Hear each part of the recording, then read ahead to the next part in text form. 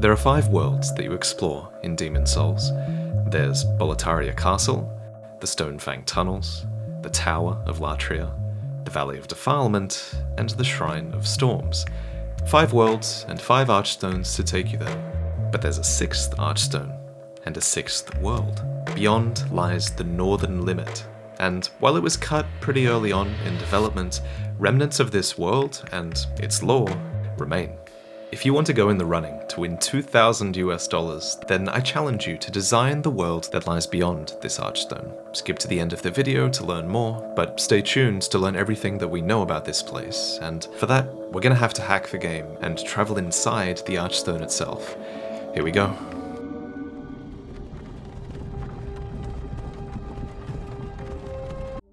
Welcome to the Northern Limit. According to an early description of this area, we were meant to explore a hinterland of icy mountains here, and because it was a land entrusted with an Archstone, it was one of the 6 locations that the Monumentals used to help mend the fabric of reality after the rise of the Old One. In order to mend the fabric of what land still remained, we entrusted 6 elders with 6 precious Archstones. 1 to the king of a small yet diligent land. 1 to the king of the burrowers underground. 1 to the wise queen of the great ivory tower. 1 to the chieftain of lost and ill-fortuned souls. 1 to the shaman of the tempest-worshipping shadowmen. And the last to the great giants of the northern lands. That last line is unique amongst the others in that the Archstone wasn't granted to a ruler of the giants, unlike in the human lands. So perhaps their society was more communal rather than hierarchical. Regardless, with all of the 6 Archstones intact, thus followed another period of peace. However, man's memory of history is o'ershort, and before long, he repeated his mistakes. The Monumentals perished, and the Archstones were long forgotten. And the short-sighted King Alant once again aroused the Old One. I'd like to make the case that the 6th Archstone might have been the catalyst for the fall of the Monumentals and the rise of the Old One.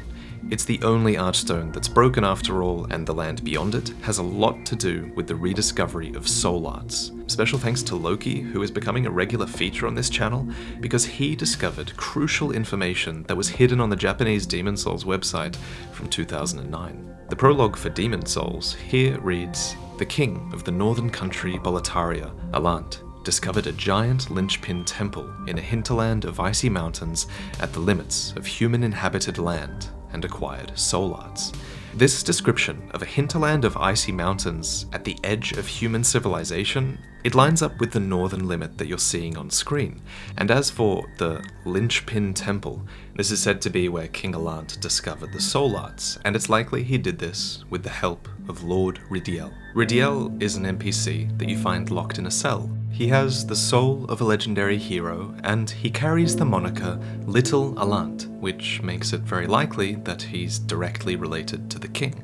But most importantly, Ridiel can be connected with the 6th Archstone. The northern limit of the 6th Archstone is described as a hinterland, and is said to be at the limits of human-inhabited land. Just so, Ridiel is called a frontier lord in a Japanese item description, and being a lord at the edge of civilization would logically put him in close proximity to something that's called the Northern Limit. For him to be stationed here implies that there's a certain hostility between these 2 lands, and indeed, there actually are a few items that reference such a conflict. Long ago, the Archstone of the Northern Limit was given to the great giants of the northern lands, and such giants are mentioned in 2 weapons. First, they're mentioned in Bramd, which is an enormous hammer that's wielded by Garl Vinland, and it's a treasure of the Vinland family. It has distortion on one side, and this is said to be proof that it was wielded by an old giant killer. Second, conflict with the giants is mentioned in Makoto, a katana that's named after a giant of a distant country, and is likely crafted with the soul of such a being. One way or another, it was in this land of the giants that King Alant, through Ridiel, discovered the soul arts within a temple. Actually, it's very likely that the temple they discovered here was the Nexus. Since the Nexus is a temple, it houses the Monumentals who banned the soul arts, and it houses the Old One who energizes such arts. We know that it was Alant who roused the Old One, after all. The description of Ridiel's weapon reads, "One of Lord Ridiel's most storied exploits is his theft of this weapon from the Witch in the Sky." So, this weapon is almost certainly referencing the Maiden in Black. First, note that the weapon is a long rod, and it has a light at the end. Second, note that this same sort of staff is favoured by the Maiden in Black. And lastly, note that the Maiden in Black could easily be characterised as the Witch in the Sky, especially since this ending cutscene has us fall all the way down to land from the Nexus. With all of this evidence taken together, it's pretty clear that Lord Ridiel, Lord of the Frontier, discovered the Nexus, or at least a way to access it, in the lands that bordered his own. Here, whether it was through warfare, subterfuge, or just word of mouth, Alant rediscovered the soul arts and brought unprecedented prosperity to the northern kingdom of Boletaria. That is, until Alant's lust for power awakened the Old One, and a colourless deep fog began to sweep across the land. Demons began to roam, mankind faces extinction, and the mistakes of the past began to play out again.